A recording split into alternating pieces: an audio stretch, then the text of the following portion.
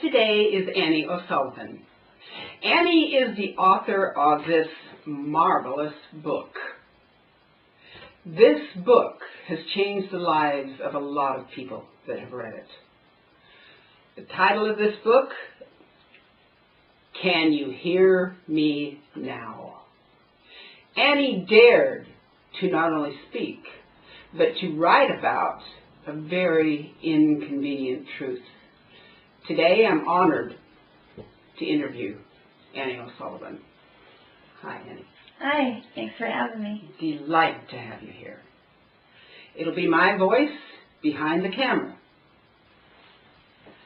Annie, your book had a tremendous effect on people because you openly, emotionally, intellectually, psychologically, and honestly approached the child abuse that you survived, the sexual abuse, the cruelty that you survived at the hands of your own father. These family secrets are seldom told. Children that are abused are numerous. So many of your readers identified with what you said. Tell us, Annie, where you got the courage to say it at all. Oh, years of therapy. And that actually has turned out to be more true than anyone would imagine. When I first started therapy, I still couldn't say it out loud. I ended up in a hospital for almost 2 months, and I was on disability for 2 years. And in the beginning, all I had to say was, my father molested me, and it's not my fault. And they put me in this little room, and I would sit there with a couple of doctors and a couple of nurses. And this was in the hospital. I was in a perfectly safe setting. I was so distraught when they took me. It was a mental health hospital. I was so distraught by the time I was there that they literally had to take me down the hallways and show me that the doors were locked. There were double doors you couldn't get through. Then you had to get through the nurse's station. Then you had to get back to my ward. And I really needed to know that I was safe. But they would put me in this room. That was how I felt. I'm sure it wasn't quite that, but that's how it felt. It felt like they put me in this little room, and I would sit in this little stool with these medical people and mental health providers, and they would encourage me. I couldn't say it out loud. I couldn't even say what happened to me. I would write a little couple of sentences and hand it, so afraid that I was going to offend someone with my story that I would actually hand the therapist a little piece of paper that had some note on it, and she would start to ask me questions, and I could shake my head yes or no. You said, I was so afraid I was going to offend someone with my story. Absolutely. Tell our listening audience what compels the victim to be terrified to speak their truth. You are taught from day one not to tell. In my particular case, and I have found it over the years to be very common, they're going to hurt me, maybe kill me. In my family, death was a certain threat.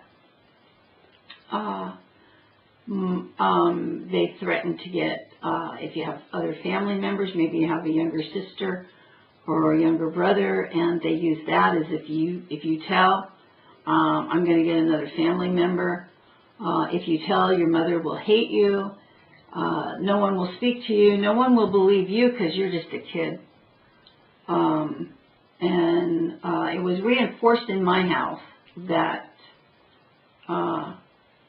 the beatings were quite severe.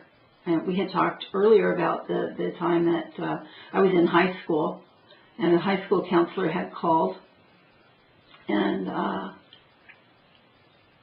he didn't know what was going on at my house. He just knew that something wasn't right with me. And by the time I'd gotten home from school, this counselor, unbeknownst to me, the counselor had called, and my father beat me so bad I didn't go to school for a week. And that was just because, not because I told, but because I did anything at all that caused them to scrutinize my family. So you were held hostage for the public image of your family, and it was you who was wrong by destroying that image if you told anything that was an inconvenient truth. Absolutely. Absolutely. And I hear different, well, since I wrote the book, I hear different variations of that story all the time. As an adult, one of my brothers told me I was ruining the family name. He got right in my face and he put his finger up and said, you are ruining the family name. You have to stop this. So it's your fault. My fault. Still, it's still my fault. It's your fault that you were beaten and raped. Yeah. My mother believes that I'm a husband stealer. Oh, great. She's remarried. Matter of fact, my stepdad was the best part of my entire family. And he was a drunk. The guy, he would he'd a couple of cases of beer every night and half a bottle of, Jack every night till the day he died. He just died last year. But it was the first time in my life that anybody had ever said, let me introduce you to my beautiful, successful daughter. And he always did that. My mother had moved and they lived across country in a place I had never lived. And he was just the proudest man to tell people that I was part of his family. And I was 24 when my mom married him. And so I never lived with him. And I didn't even care that he was a drunk. But my mother took exception that he paid any attention to me.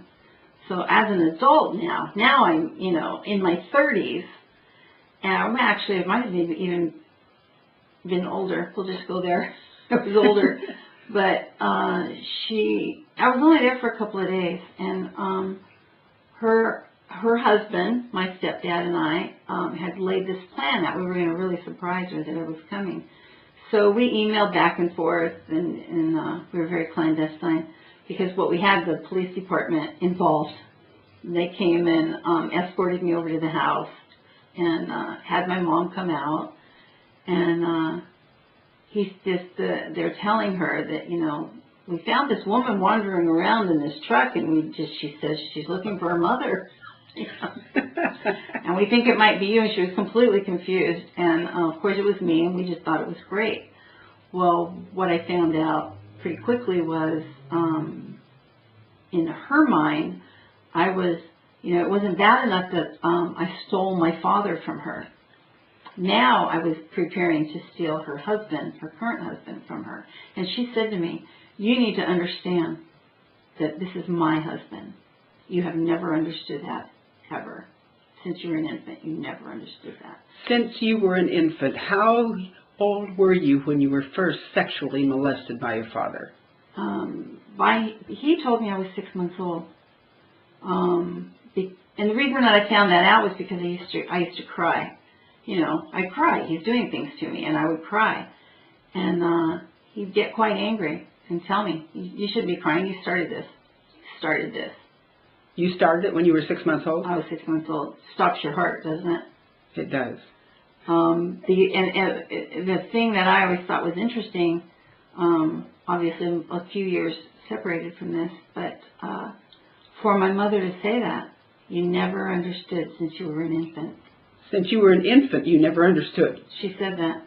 Well, of course you didn't understand. Yeah, no kidding.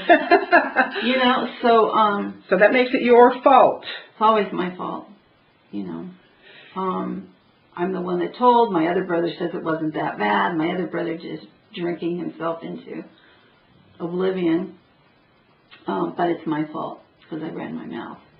Isn't that a common behavior that people attack the victim and blame them for their own victimization? Absolutely. And tell them it's their fault? Yep, it's your own fault. It's your own fault because you didn't tell. You didn't do anything to stop it. What's the matter with you? Why didn't you stop it? How can a baby stop it? Oh, How can a child stop it? You can't. What happened when you did not comply? What did your father do? Oh, I would be beaten within an inch of my life. And yet you as a little child were supposed to stop it with no allies even. No. Yeah. No, I had no allies. None. My mother, my mother didn't seem to think that there was anything. You don't really know what my mother thought, to tell you the truth. I never thought about it as a child. I mean, my parents weren't drug addicts or alcoholics in my mind when we were young. When I was 11, my father lost his life in an explosion. And somehow that became an excuse for his behavior. Once it came out in the family that these things had happened, it kind of became, that poor man. He lost his legs, that poor man. But he was doing this before he lost his legs. Oh, yeah. He was always like that. He was violent. When I was in the first grade, he ran us around a coffee table with ostrich feathers stuck up our rear ends and tied so that they wouldn't come off. And we had to crawl around a coffee table on our hands and knees. This was a punishment. This was a punishment for something we had done. I can't even remember. It's rare that I remember something I got in trouble for. I always remember the beating. But we had to crawl, my brother and I had to crawl around the table naked with these feathers attached to us, and I have damage. And we would have to say, oink, oink, I'm a pig, as we went around. And whenever we would go by him, he would crack us with a belt. And we weren't allowed to cry. I was in, I struggled to put timelines together. My publisher helped me with that when I did my book because I just couldn't seem to do it. My therapist has always said that's a degree of separation for me. If my life is a little chaotic and out of order, it doesn't feel as real, but I can pick out these pieces. But I was in either first or second grade when that happened, and then he made me run outside, and I was naked as the day I was born. I had to run outside with all of this regalia, and I didn't know what I was saying or what it meant, but I had to say that I was a first grade slut or a second grade slut, whatever my grade was. That's an interesting thing to force a child to say, because whenever a child is involved in sexual activity with an adult, it is always the adult that is responsible. Oh, yeah. So how can a child be a slut? You can't. They cannot. You can't. You're just somebody that got in the way. You just got in the way. You're there. And I used to think that it was only me. And I'm here to tell you, we all think that it was only me. It didn't happen to anybody else. Because it's so awful. How could this possibly happen to anybody who's good? I'm just not good enough, and that's why this happens to me. Well, when they steal your reality and tell you that what happened to you is because you're no good and you're a slut, right. When they steal your emotions and tell you that you're not entitled to pain, fear, and definitely not love, of course a child internalizes that. Oh, yeah. And, we heard things like, I'll tell you what to think and when to think it. I'll tell you when to use the bathroom. Those are the kinds of things we grew up with. It was absolute, total control. We weren't even allowed, and we were told, you have no original thought that I haven't already thought. These are things that came out of my dad's mouth. And my mother would just stand by while these things are going on. She'd never say, my mother was in that living room that day that we crawled around that table. Wow. I have children. And I'm here to tell you, that would not happen. Wouldn't happen. A therapist once told me that so many cases come through of child abuse where the mother knows about it and allows it and pretends to not even know about it. Pretends that it isn't happening. And she does it because she is afraid that she cannot support her children and doesn't want to do it if she leaves because she doesn't know how. Yeah. In other words, he told me, she's afraid that if he can't do what he wants to do, he won't support the family. Yeah, so you prostitute your child. Right. And my mother, my mother never worked. what was she going to do with 4 kids? You know, that's her excuse for not knowing. She's got a very twisted version of I didn't know what was going on. Because she did. She would drag me to him if I tried to leave. She would drag me back. There are many women that pretend that they don't know because they don't want to know, because they don't want to deal with the consequences of facing the truth. The consequences means leaving. The consequences means you're not going to have him there to support you. The consequences mean being alone. And a lot of women, unfortunately, are afraid to deal with that. Right.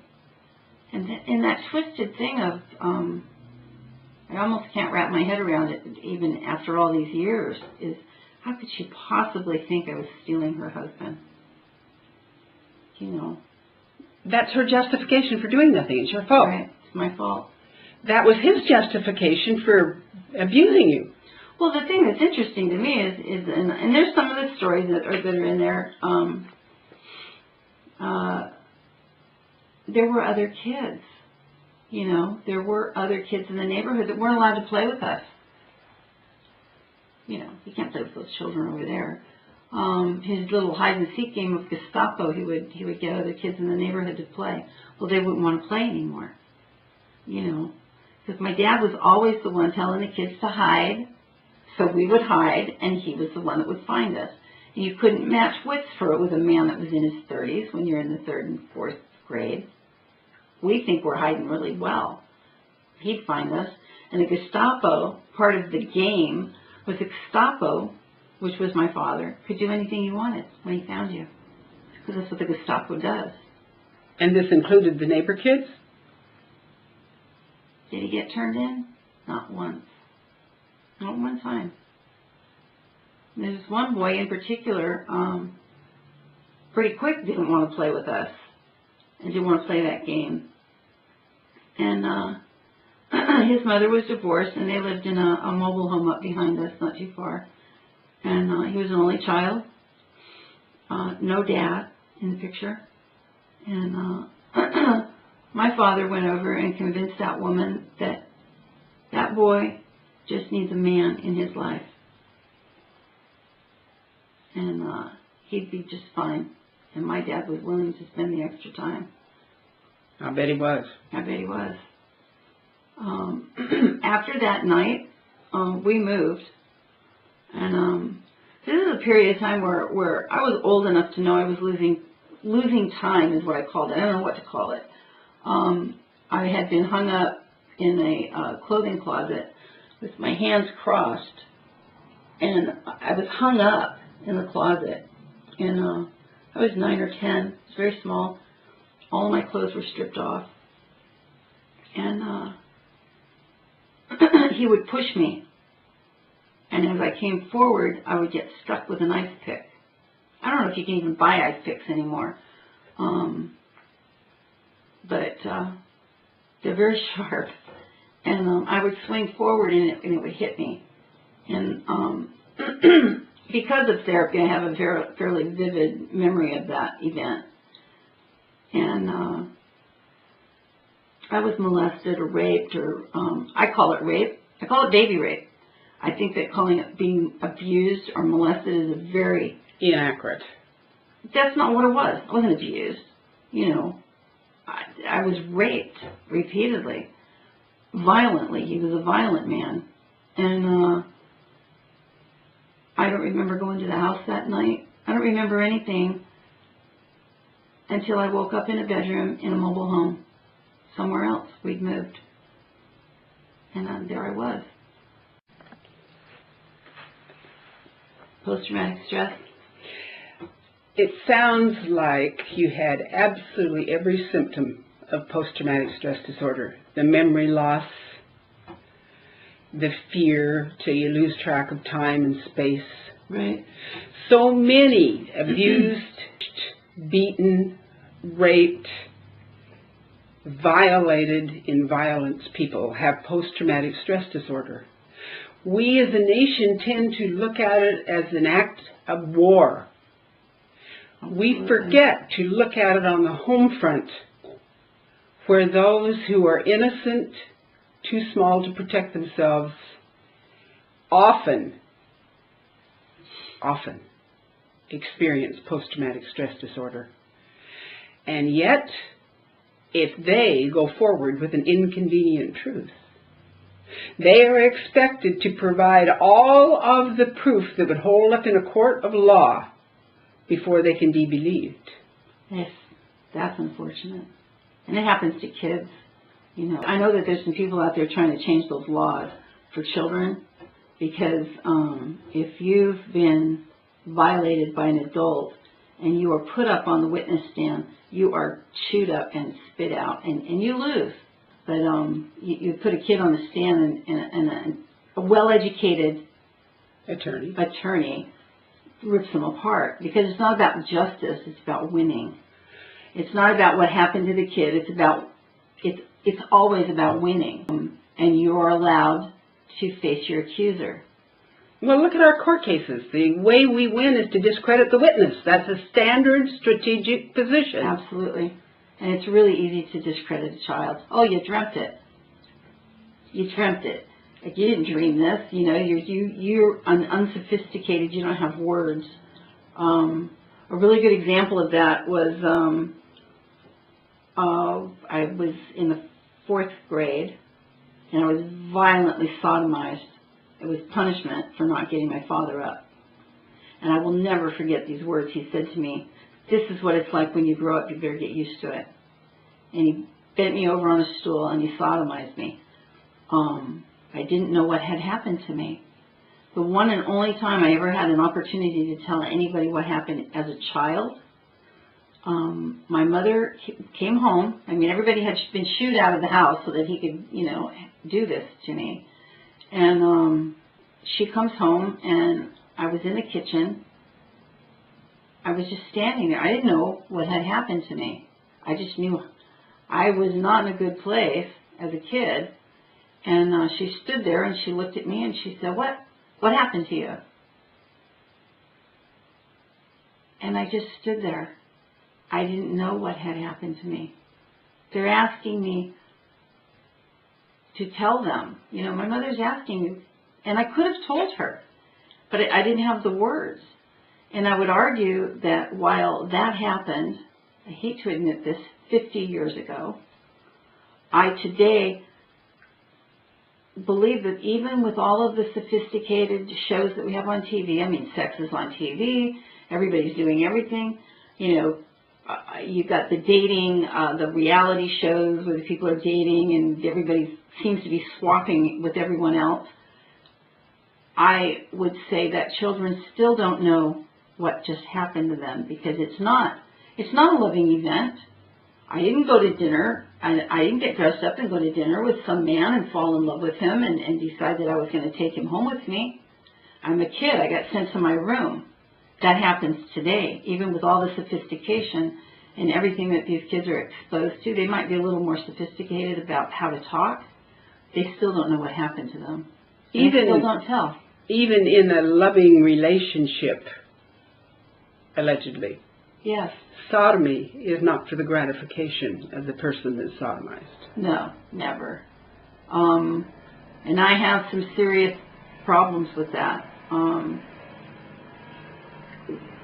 I guess I would like to tell this story only because I don't talk about it very often. Almost never, actually. But I'm 58 years old. I was, I think, 9 when that happened to me. So 50 years later, 50 full years later, I have problems with incontinence. You have little O-rings all through your colon and your rectum. They're little round. They're called O-rings. I have horseshoes. It causes a problem. So I didn't get to just grow up and go away and have everything stop. I have a bad neck that I'm looking at having surgery on, and it's I've got the neck of an 89-year-old arthritic woman. I have pain that will cause my neck to just seize. and it's like it'll cramp and it's disorienting. I get dizzy. These are from beatings 40 years ago. And I might grant you that every kid who's sexually abused did not get beaten, but they have damage because you're taking a little small body that is not built for that, and you're violating them. I had trouble having children. I had 7 miscarriages between my 2 daughters. I really wanted a second child, and it was starting to look like it wasn't going to happen. It's because of damage when I was 6, 7, 8 years old. I actually talk about it being the beating that lasts your lifetime. The scars, physically, emotionally, they go on. They go on and on. You keep that. You keep that, and that's the infuriating part, which is why I wrote the book. You wake up, it affected so many parts of my life. You talked about post-traumatic stress. Sometimes it's there every day, every single day. My life is not ruined because of this anymore. There was a time when I think that I thought it was. But, it's not any different than someone who comes from a really good family and had a wonderful life. They might smell chocolate chip cookies and think of their grandmother and just feel so warm and fuzzy because they remember the smell of chocolate chip cookies. Or, maybe you remember going to a fish market with your uncle and smelling the smells of the fish cooking and the vinegar and, all those rich smells. I don't get that. When I smell garlic, I remember the time my dad stuck me with a knife. I don't come apart anymore, but I used to. I didn't know what to do with those kinds of things. I've got a fork mark in my thigh. I got that where we were cooking a steak, getting ready for a barbecue. Sitting up in a tree, I was 11, 12, I must have been 12. I was so naive. I wasn't so naive that I didn't know what death was, but I had decided that was where I wanted to go. And then I've got scars from stuff like that. I was very young. I started trying to kill myself because I wanted to go live with God. God was not big enough to take my father out, so I was going to take myself out and go to God. Did you cut your wrists? What did you do? I slit my wrist. I don't know if you can see that, but your father also violently abused your brother. You weren't the only one. Right. And I only touch on those things a little bit in the book because I really did try to be respectful of my brother's lives, that this was my story, and I didn't want to drag them into it because if the day ever came, they could tell their own story. But you're talking about the event with the broom handle, I'm assuming. It gives you a really good idea of how just a vile someone can be. He enlisted the help of my other brother, and they beat him so badly they broke his jaw. And they had him tied to this broomstick, and they stapled him to the floor through his clothing and urinated on him, laughing while they were doing that, by the way. And he was how old? Oh, shoot. He was, I think he was 9 or 10, maybe 11. And how has he dealt with that during his life? It's cost him a marriage. He was on antidepressants for a while, and that didn't work for him. And matter of fact, when I was in the hospital, about the time I was falling apart, but it took about 2 years. He was kind of right behind me, but he dealt with it with drinking and drugs, and he doesn't see his son today. He ended up divorced, and he won't speak to anyone in the family, and we were very close. he was the one brother that I thought that I would always have in my life. And he's not. He's gone. I thought when my father died that it would bring us closer, but it didn't. It blew us apart. And it took a long time for me to figure out what that was. While my dad was alive, we sort of had this thing in common. When my dad died, they didn't have to think about him anymore. And to talk to one another, brought the memories back. It brings it back. Tell our listening audience how common this is and what the statistics are, because hearing you speak, they may imagine this is an isolated story that rarely happens. Statistics show just the opposite. People don't talk about this for the same reason your family didn't talk about this. To go into the statistics. Well, statistically, these are conservative, very, very conservative statistics. And if you're really interested in backing this up, I get my numbers from childhelp.org. They're kind of a middle of the road. I think that they're underreported. Anybody who's kind of embroiled in this really feels that the numbers are underrepresented. But there's some other companies out there that put these numbers out and they're pretty high. But the conservative number is 1 in 3 girls, 1 in 7 boys. And those are just the reported ones. That's just reported. That's just only reported. I'm actually very proud of this. I've got just as many male followers as female followers anymore out online. And when you talk to men, it is harder for them to report. It's a little bit different of a dynamic. Damage is damage. Boys, particularly because the majority of sexual abusers are in fact men. There's people who don't like it when I say that because, they want everything to be equal, but that's the way it is. They're mostly men. There were 314 million people in the United States when Obama was elected. He was elected with 52 to 56 million people voting for him. We voted a guy president.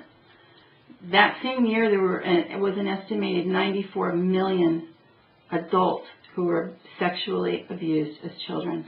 94 million. That's not counting missing. That's not counting beaten. That is just sexually abused adults. The reason the number is so high is because still in this country, we won't look at it. We won't listen to it. We won't deal with it. We cannot change what we refuse to acknowledge. No. And hence your book, Can You Hear Me Now? Yep. Great book. Thank you. Great book. You have a radio show, don't you? Yeah, I do. Tell us a little about your radio show. It's on Blog Talk Radio. It's internet radio. And the name of it is Can You Hear Me Now with Annie O'Sullivan. And I kind of dabbled around and was with some other people as a guest host. And it was the end of May, last week of May, I got my buddy Kelly, and because I felt like I needed a co-host, somebody to bounce things off of, and so anyway, we started, and it was May, 6 months? Less than 6 months. We're averaging 1,000 listeners a week. Wonderful. We talk about why your life isn't over. It's not the misery show. We do have a focus on people who are, they've survived something. Child abuse of some sort. They were beaten, they were kidnapped. A lot of it is sexual abuse. And while we might touch on their story, the most important part to me is how they got through it and not letting what happened to them define them. This doesn't have to define you. It certainly didn't define me. For a while, maybe it did. But My goal is for people to come on and listen. I want people to listen to my show and listen to these conversations. We're not talking about, we're not down in the weeds about every little ugly detail of what happened to you. If you say that child was raped, what do you need to hear about that to get it? Nothing. You get it.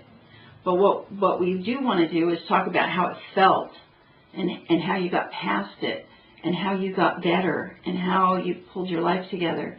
That we can have a conversation about these things.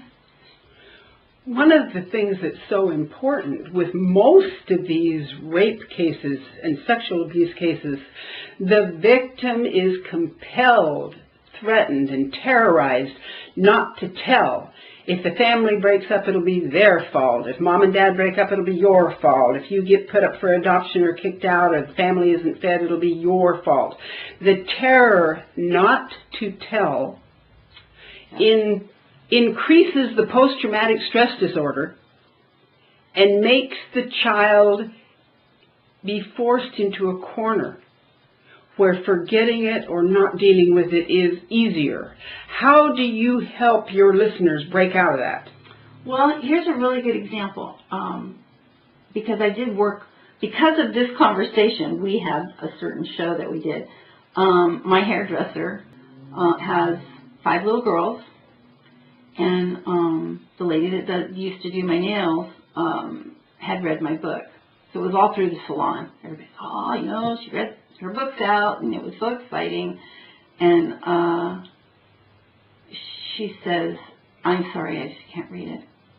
And I kind of, what do you say? You say, well, that's okay, it's not for everybody. I get that. She said, well, that would never happen to my girls. And I said, statistically, it's already happened to one of them. She said, oh, no, they tell me everything. And I said, they're not going to tell you about that. And she argued with me for a minute, and she asked me why I thought that. And I said, because you just stood right here and said to me, I don't want to know that those things go on. I don't want to know about these ugly things that happen in the world. And I said, and what makes you think that your children want to tell you about one of these ugly things that happened to you? They're not going to tell you. So now, if you're not allowed to talk about this in society, by not talking to me about my life, you have victimized me twice. That's correct, because you have denied it. You're denying it. I'm the guilty party because I'm having an ugly conversation. Well, what happens out there now, you've got kids pick up on this. Not only is it the person who's abusing you telling you not to tell, society is in on it. Don't tell.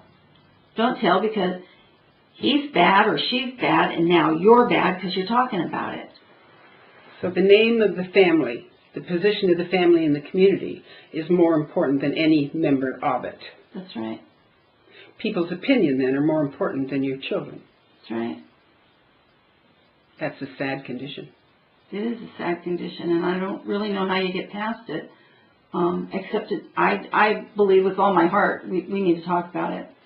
We need to shine a light on it. Statistically speaking, these children suffer in silence and are degraded for a crime committed on them. Oh, yeah. I mean, and I can take that one step further. 13-year-old prostitutes, 12-year-old prostitutes, girls or boys, they're called incorrigible, they're called juvenile delinquents, they're just bad. And nobody is saying to these kids, what causes a 13-year-old to go out and sell her body rather than live in her own house with her parents? Better than that, who's controlling them? Who's Yeah. controlling these kids? How afraid would they be to walk off the street and not report to their pimp? What happens to them when they're disobedient? Does anybody care? No. I think that they train them at home. They run away from a bad situation at home, and they run right into another bad situation. They're perfect for that pimp. They've already been trained. This side has trained them for this side. Because when they run away from home, they find something familiar unwittingly. Yeah. And it's dangerous. It is. It is. They think that familiarity and comfort are the same thing, and they are not. They're not. No, as a matter of fact, we talked about that earlier. It's kind of like for dating. For me, it was a revolving door. I wasn't dating men that I liked. I was meeting men that I understood. Not necessarily what I wanted. I didn't know how to get what I wanted. I just knew how to get what was familiar and comfortable, which was drinking, beating, berating, yelling, screaming, and putting you down, basically controlling you. So when one grows up under extreme control, and you walk into an environment that is governed by extreme control, you understand it. And because you understand the game, you're comfortable because you know how it's played. I can do that. You don't realize that that is going to run over and control you. Your understanding will not bring you freedom. Right. Your exit will. Right. Absolutely. And you don't get that, and that's not something, I don't believe that you can figure that kind of stuff out on your own. 10 years of therapy, and I still struggled with it. We don't have what we need for people coming out of this kind of trauma.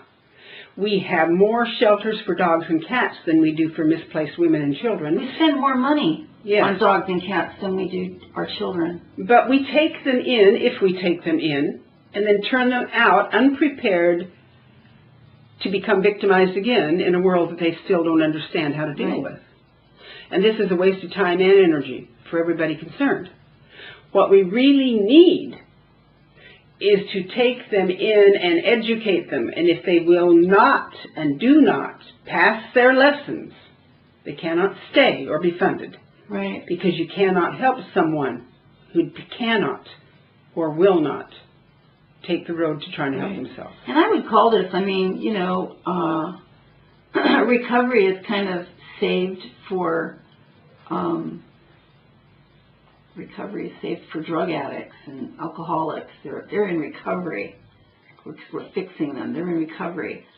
Like people like me, you're just in therapy. I would say that if you've been victimized, it is a recovery. It's a recovery of yourself. It's a recovery of your own brain, your heart, your soul. You are recovering who you are. You just didn't know that. We have a cultural thing that says that a nice woman doesn't express her anger, her fear, her emotion, or anything negative if she is nice. Certainly don't argue. Never. If she speaks up for what she believes in and tries to say, this is wrong, then she is called several names in our society. So women in our society aren't victims. They're just lesser human beings that have rights that are taken away from them. They have no right to their emotion, no right to their anger, no right to their fear, no right to their personal choices. Are we still that primitive? It's a pretty compelling argument for me. I think, that we are in many ways that primitive. We just have the politically correct thing to say about it now. We haven't changed so much. We're just not allowed to say it out loud. Politically correct? It's politically correct for us to say nice things no matter what's going on behind closed doors? Is it politically correct to say nice things no matter what crimes are being committed against ourselves and our children? Unfortunately, you would think so today. Yeah. We're not having conversations about this stuff. It's just that's ugly. We're not talking about it. You can't accuse someone because that's ugly. We don't talk about ugly things. We don't talk about the guy down the street that beats his kid. Or, some kid comes out. You see these kids. Some of them are just, and I have to raise my hand. I had a little girl that just always had black eyes because she was just always running. And when I took her to the doctor, I was actually asked. They took her aside and asked her, "Where are you getting these bruises, little girl?" And of course, she's telling them, and we kind of had a laugh about it because we were in the emergency room so much that year. Even medical people don't want to ask. They don't want to ask because it's not your business. Historically, what has gone on in the home was considered a private matter, and we haven't come that far from. It's still a private matter that people don't want to butt in. They think it's wrong. It's wrong to butt in. There's a stigma. There's something wrong with me because I'm asking you. There's something wrong with me because I'm thinking possibly you've been abused. We have to get past that kind of thinking. women and children are frequently considered property of whoever runs the family, and it's a family deal, let them take care of it. And total and complete power over other human beings is the primary cause of abuse. Absolutely. Yeah, nobody questioned what was going on in my house. And yet, so many thousands of American women and children grow up with this. It's proven by our statistics. Millions. It has to be millions. And you're not allowed to say anything, or you are, what did you say, an 11, 12, 13-year-old prostitute? Right. If an adult, any adult, is having sex with a child, and an 11, 12, 13-year-old prostitute is a child, it is always the fault of the adult. Oh, right. And these children are highly prized. So why are we punishing these children instead of getting them out of their bondage? Well, because, you're looking at them and it's everything you don't want to see. They're usually pretty mouthy, because they've been moved through into an environment where, it's let's face it, it's violent, and that's how they learn. I have to tell you, for years and years, and even now, sometimes my first reaction is, I'm going to go pound you. I'm going to go just beat you up. And I'm not, that's not who I am. But it's my knee-jerk reaction is hit them. I used to have to tell my kids to go to their room, and sometimes they'd get stuck there for a couple hours, because the most important thing that my therapist ever gave me was I needed to be separated from my children, and I needed to sit down and ask myself, am I going to spank them because they really need to be spanked, or is it going to feel good to hit them? You cannot believe, and it's almost embarrassing to admit how many times it was just going to feel good to hit them. Had nothing to do with anything they did. The reality is that these kids that are mouthing off, that are on the street prostituting, that are angry and saying bad things and fighting back, that's the only release for their anger they get. They can't release it to those who hold them captive and control them. Nope. And they have anger. It's normal. It's going somewhere. When I was a kid, we were all, me and my brothers, we were always in fights. Always, always. You'd be walking down the hallway and somebody would say something to you, and you're immediate. And I think back, I've looked at, I don't have very many pictures from when I was a kid, but I was little. And I cannot imagine what somebody, I'm only 5'2" now, you can't tell sitting up, but I'm not that big. But I would walk down the hall. And I was like, I was 8 feet tall, and somebody would give me a look, and I go, what are you looking at? That was enough for me to meet him after school. We're going to fight. That's what you learn. If you come from a family where you have never been given love and acceptance, you don't know how to give it. You don't know how to take it, even. You don't even know how to deal with it. It's a trick. And I can tell you that I met this most marvelous man. And he's a keeper. He's definitely a keeper. And I am unbelievably uncomfortable a lot. This is a gift. He spoils me. And he just thinks it's so fun to do nice things for me. He just wants to love me. And I get so uncomfortable because I don't know how to react. And in the back of my head, this little voice, it's a trick. He's going to be really nice to you, and he's going to pull the rug out from under you, because that's what people do. All these years later, all that therapy, and I struggle with this. Instead of just, my daughters have been telling me they love him. It's the first time they've ever liked anybody I've brought home. They're telling me, just enjoy it. It's hard, because I never learned it. I never learned it. And the reason that I say it's such a gift is because he'll see me kind of getting this little agitated, I don't know what to do kind of thing going on. And he'll just get right in my face and go ahead, it's okay to be uncomfortable, I'm right here. Nobody had ever said that to me in my life. The first time he said it, I cried. And that's where we're at. That's what you're giving your kids. It is. With these kids, that have grown up with betrayal, they don't easily overcome that. No. Faith, confidence, and trust are hard to come by. They're very hard to come by, and I have to tell you, my concern is that I might not get past it. I might ruin this relationship because I just don't know how to get past it. And someone once told me that faith, confidence, and trust aren't free cookies to be passed out to anyone. They're not free. no, it's They're true. earned. And when they are earned one step at a time, you will advance with the earning and you will be all right. You must advance with the earning. Don't take it for granted. Love is too precious to take for granted. Faith and trust is too precious to take for granted. You'll feel it. You'll know it. When it feels wrong, it usually is. So travel your road. Be aware of your heart, not your mind that tells you what you want to know. Well, Just remember, actions always speak louder than words. Well, see, I agree with everything that you're saying. The problem is, I guess I'd have to use the word survivor. And I do know I can't always trust what I think. I can't always trust what I believe is going on.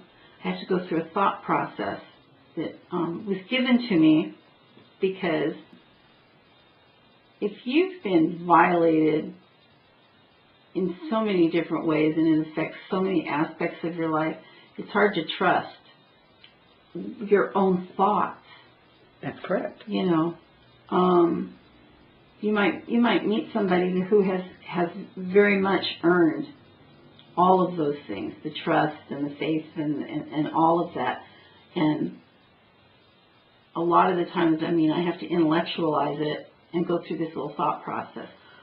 And the most important part was I was asked, where's the truth in what you believe to be true? Where is the truth? So in the back of my head, I'm telling myself, I don't know, it used to be my dad's voice, my mom's voice. I don't know whose voice it is back there anymore. But as simple as, he's going to pull the rug out from under you. This is just a trick. He's just tricking you. He's being nice to you because it's a trick. It doesn't make any sense. And I know that. My heart doesn't know that. My body doesn't know that. And I have to go through this little process. Where's the truth? Where's my truth? He hasn't done anything. He hasn't said anything. He's been very demonstrative. He proves it every day. So up here, I have to convince myself. But the unfortunate thing is you just take that childhood with you. The old Indian tracker said, do not walk forward in an unknown forest unless you know the ground in front of you is solid. When the ground in front of you appears not to be solid, don't step there. Oh, I love that. See, because you can't depend on anything as 100%. Life changes. Change is the one eternal law of physics. Someone that loves you is going to love you even when you balk and say, that doesn't look solid to me, I will not go there. And if they love you, they'll accept that. If they're using you, they will not. They will mock you and they will say, you don't love me, you don't trust me, and there'll be something wrong with you. Right. And you're right. Dead on that. And it's amazing how many people will do that to you. Yes. They'll say, you're wounded from your history, and you are blaming me for what happened to you in the past. And when that happens, stop. Oh, you're damaged goods to a lot of people. Mm-hmm. This is just damaged goods. Yeah. And when they start using that to get you to do something you feel uncomfortable about, definitely don't oblige them. Yeah. Just stop. Because a person who loves you, who really loves you, wants what's best for you. They're not going to push you or aggravate you or criticize you into something that's uncomfortable for you. Right. So just don't go there, because then you'll be right. You'll be proving that all people are just going to take advantage of you, and you'll be right again, and it'll be harder next time. And we do that. We absolutely do that. Yeah, so when you come up Prove it against true it and you see what's being said, also pay attention to what's being done. Words and actions don't always match with a person that just really would like to use you because they can. Right. The person who's narcissistic doesn't need a reason. Their reason is they can. They feel powerful manipulating somebody else. They do. And yeah, they do. And they don't even know they're doing it. Exactly. It's just part of who they are. So just pretend you're out in the woods and you're just an Indian guide. Just, if it looks like it's not solid, don't go there. Yeah, I like that. Just don't go there. And if they love you, they'll accept that. And if they don't and they start pushing you, then definitely don't go there. Right. That's the only way you're ever going to get trust back again. It's got to be earned. A famous psychiatrist once told me, look at your life as though it were on television and turn the volume down. Never mind anything that's being said. Watch the action. Oh, I like that too. Actions speak louder than words ever will. We believe in words because we want to. We want to believe in the fairy tale. But the actions cannot be hidden. No, yeah, it's absolutely true. Annie, when you wrote this book, you had a dream, a hope. Not just to tell your truth, but to make a difference. What's your highest aspiration that your book might make? I want people to know you're not alone. I felt so alone. When I was 33 years old, I thought I was the only one that this had ever happened to. There's brutally honest. There's a lady that, Ellen Brazier, is a writer. I just found out that she's actually been following me. But she remembered when my first little book came out, it was all unedited and, you know, didn't have the nice professional, seriously professional job that I had done when this one came out. But she said that I was brazen to tell the truth that way. I'm really proud of that. She's got awards for writing about the Holocaust. And she actually, a couple of months ago, wrote me and said, I've just been watching you. She said, I just watched you grow, and I watched your book grow. And she knew the difference between when it had been just barely edited to it was professionally. Well, we call them the Nazi editors. It's just so brutal. It's a brutal process. That's what I want. I want people who were not abused to read it and understand those people that they love and care about that were. And I want people who were abused to read it and know that they can come out the other side and it'll be okay. That's a beautiful, beautiful purpose and aspiration, and you are doing it. And I was going to say one person at a time, but that's not true. You're doing it hundreds at a time. It's doing pretty well. Yes, it is, especially with your radio show on top of it. Yes, that's fun. Thank you so much for sharing who you are, what you are, and how you are, because you're changing how other people look at life, how they deal with life, and how they approach their future. Thank you, Annie. You're the best. Thank you. Thanks. You're great.